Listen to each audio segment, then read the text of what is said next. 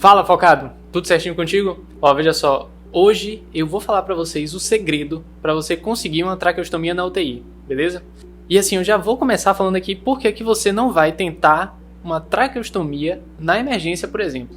Vamos lá, vamos imaginar aqui que você tá no pronto-socorro, você tá na emergência, e aí chega um paciente com falta de ar, e aí esse paciente pode ter falta de ar ou por obstrução de via aérea superior, tipo assim, um tumor, por exemplo, um tumor de boca, um tumor de laringe que está dificultando a respiração desse paciente, ou então um paciente que sofreu algum trauma, que por algum outro motivo ele tem contraindicação, por exemplo, de uma intubação orotraqueal, de uma cricotireoidostomia, e ele precisa fazer uma traqueostomia, certo? Vamos imaginar esses cenários aqui. No pronto-socorro, assim, não vai ter ninguém muito tranquilo para te ensinar a fazer essa traque ou puxar você pelo braço e deixar você fazer a traqueostomia.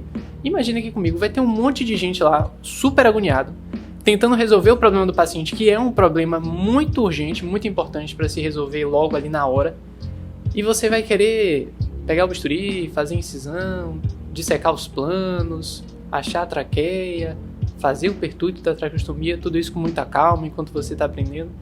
Esqueça, esse cenário não existe, isso não vai acontecer. O cenário de traqueostomia na emergência é um cenário praticamente de guerra. Você tem que ser rápido, você tem que fazer o procedimento com muita velocidade. Então vamos deixar esse aprendizado de traqueostomia na emergência para outro momento. É quando você já tem certa mão de traqueostomia desse procedimento. Aí a outra alternativa aqui que vem na nossa cabeça é, por que eu não vou tentar fazer uma traqueostomia no centro cirúrgico?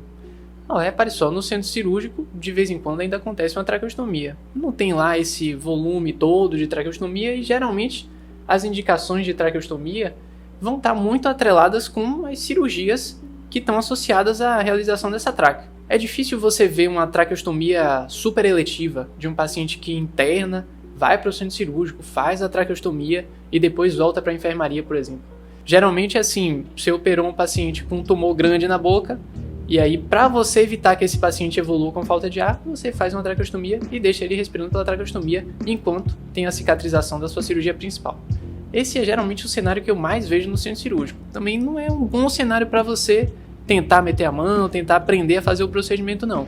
Tem um cenário que é muito melhor do que esse, que é o cenário da UTI, que foi justamente o que eu comecei a falar aqui. Na UTI, você vai ter pacientes que estão relativamente estáveis, podem não ser pacientes tranquilos, né? São pacientes graves, mas que estão ali estáveis. E são pacientes que muitas vezes precisam de realização de traqueostomia. E é sobre isso aqui que a gente vai conversar mais. Ó, eu vou destacar logo aqui por que a UTI é o melhor lugar para você procurar uma traqueostomia, para você garimpar uma traqueostomia. Repare só, você vai ter pacientes graves, que muitas vezes estão em ventilação mecânica, e que pacientes em ventilação mecânica, eles muitas vezes estão em intubação orotraqueal prolongada, ou se não tem uma previsão de intubação orotraqueal prolongada. Especialmente se você estiver diante, por exemplo, de um paciente neurológico. E a intubação orotraqueal prolongada, entenda como uma intubação que vai durar mais do que 10 ou mais do que 14 dias. Todo paciente que está nesse cenário, ele tem indicação de fazer traque. Isso vai trazer algumas vantagens para o paciente, certo?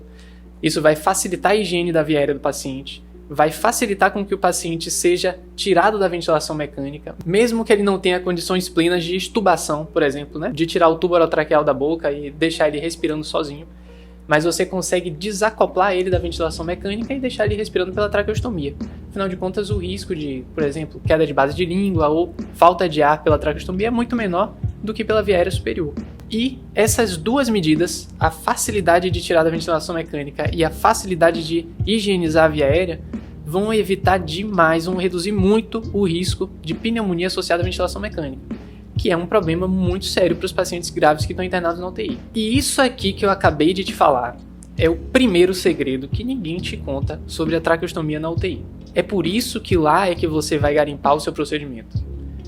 É nesse cenário que você vai ter muito volume de traqueostomia, com esses pacientes intubados em intubação orotraqueal prolongada e que precisam fazer a traqueostomia para ter todos esses benefícios que eu comentei aqui contigo. E aí eu vou comentar aqui contigo, ó, o segundo segredo que ninguém fala também.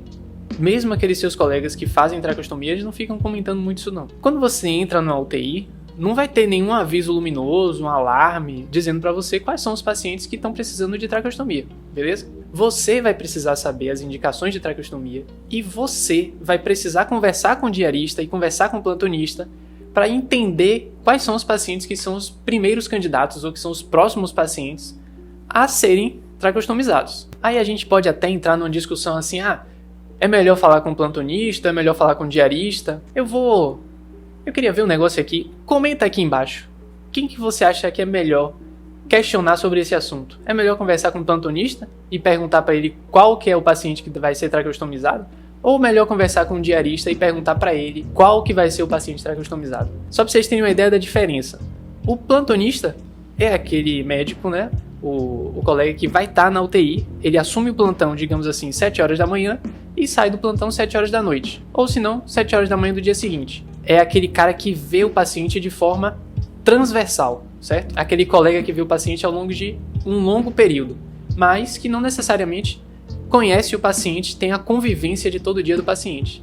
O médico, o colega que vê o paciente todo dia é o diarista. Ele não vai lá passar muito tempo com o paciente, mas ele chega, digamos assim, 9 horas da manhã, resolve o que tem para resolver ali, traça as estratégias relacionadas com os cuidados do paciente que está internado na UTI e vai lá, fica lá até meio-dia e depois vai-se embora.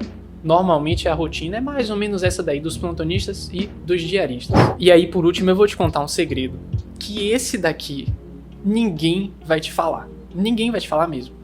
Isso daqui é o tipo da coisa que você só aprende na base da porrada, ou quando você está fazendo residência, ou então quando você já está bem avançado no internato e já tem algumas responsabilidades com os pacientes que você está dando assistência, certo? E o segredo é o seguinte: fique atento aos exames e à prescrição do paciente que vai ser traqueostomizado. Uma traqueostomia pode muito bem ser suspensa por conta de uma plaquetopenia, por exemplo.